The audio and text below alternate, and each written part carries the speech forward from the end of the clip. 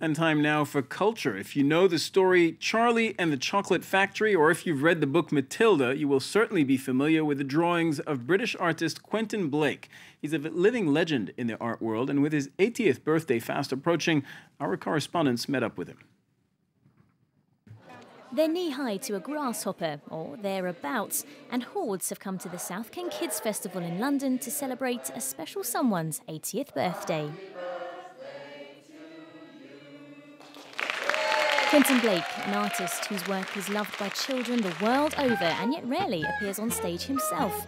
In books is where the magic happens as he brings to life the reader's favourite characters. Matilda.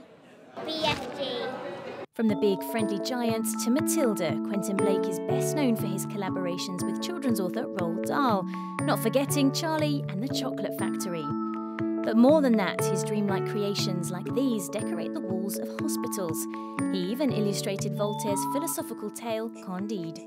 He's currently working on fables by classical French author La Fontaine, using just pen, ink and empathy. The sort of drawing I do, I always feel as though I'm living it at the time.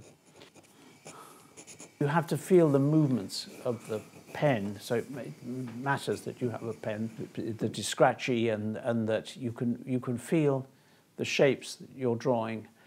It's those shapes that come to life in front of the audience back on stage at the Children's Literary Festival. Alongside fellow artist Joanne Sfar, their four hands create four-legged friends. You bring joy to the audience. I bring anxiety to kids. While their dogs may be very different, their spirits are very much in tune. I think in terms of drawing, we're sort of members of the same family, really, I think. For the French illustrator, Quentin Blake is the greatest living illustrator of his time. Speaking to children makes the process easier because we're here to make them laugh. But I know where I stand. I'm really Mr. Blake's disciple. He uses the oldest and most humble material in the world, water paints. And with that, he creates something that's always jazzy, that's always vibrant. Having captured the youngest and oldest of hearts, what could Quentin Blake possibly wish for on his 80th birthday? I want to be able to go on standing here and drawing for as long as possible. I'll have that, please. And we'll have that too, please, Mr. Blake. Our art critic, Sean Rose, has joined us on set. Sean has been going to exhibitions, reading books. Sean, it's the Christmas season. What do you recommend for our viewers? Well, I recommend something that is still on till January, so mid-January. It's Fabrice Hibert. Fabrice Hibert had a great season. He's an artist who was born in '61, and he's quite crazy. He's kind of madness, and he did this prototypal object in function, like called POF. The acronym is POF, and the POF is a DIY experimental contraption device by Fabrice Hibert. You can make a man out with tubes and earth. You've got the kind of the recipe, as it were. At the museum, you can recycle all sorts of things and don this costume. It's a very participative exhibition where you can really go and see and touch and see. You can have this plant like crazy dervish, and you have the videos of how these POF work. And so you've been getting your hands on this? Yes, of course. I've got loads of these things, the artworks that you make yourself. Hibert is art with a twist, obviously. You participate, you can go on the swings. I won't tell you what kind of swings. There's always something mad and naughty about Hibert. There's a mischievous side to his work. So let's see, this is a game, for example. You just crash the other's building. You just throw the dice, and if you've got the figure, it'll be the number on the Richter scale. So you have 6, then it'd be on the Richter scale 6, and then you smash your playmate's game. You can a 6-finger glove, or you can grow yourself an extra finger. It's always useful. One never knows. You've got everything. You've been enjoying this. You need to have. If you want to be, have an extra wife, you might want to have another finger. And because it's anti-growth, and there's also a barrel, anti-growth barrel, where you can put a child before he grows an awful a teenager. You put him in the barrel and you just give him a bit of food. He'll stop growing, because you see, it's like sounds lovely. And well, anyway, he's actually Well, a bit not serious, but actually serious. So I did ask Fabrice Hibert how he just conceived the space, how he staged the exhibition, and this is Fabrice Hibert talking about us, to us about this exhibition. I decided to fill up the main gallery area using no partition walls.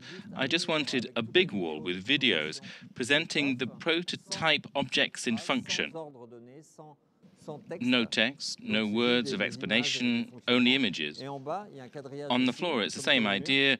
There's a sort of grid with the real objects displayed next to each other.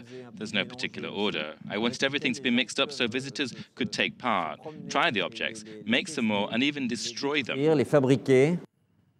Okay, let's move on to the books. You have some books today that are so heavy you have to bring them in a suitcase. What are you looking at? Well, here is Le Louvre, so stop queuing. Well, you know there's Louvre Lens as well, so kind of big, the masterpieces, some of them have gone to Lens. But you won't have to go either to Paris or Lens. You can stay ensconced in your armchair and look at every single picture of the Louvre, because they're in this book, which is massive. It's by Eric Lessing, photographer, and Vincent Pomared, who is actually the director of the paintings department. You have this beautiful Reynolds that is in Louvre Lens, and you have all the classics.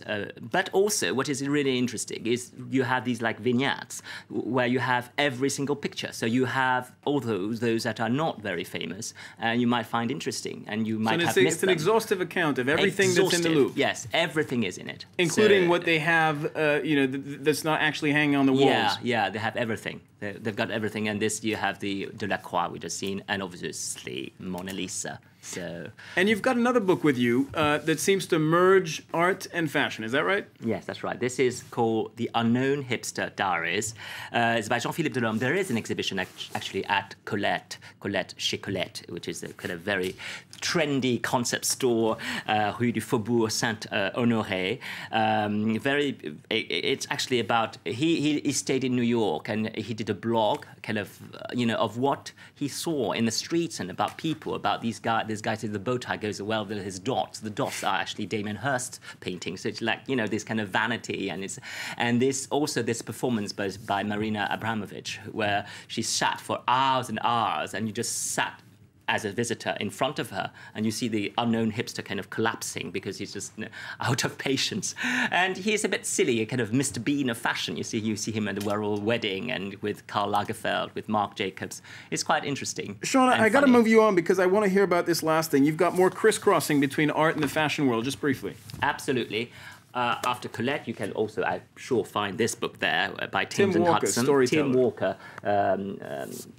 This is a fashion photographer, who actually does incredible portraits like Alexander McQueen, fashion people. But actually, there's a kind of mise en scène. The setting is really kind of Alice in Wonderland, and it's really quite interesting to see how the art and fashion cross. All right, Sean Rose, our art critic, thank you very much. Our viewers will be picking up on your suggestions, I'm sure. Thanks for watching France 24. We've got more world news coming up in just a few minutes.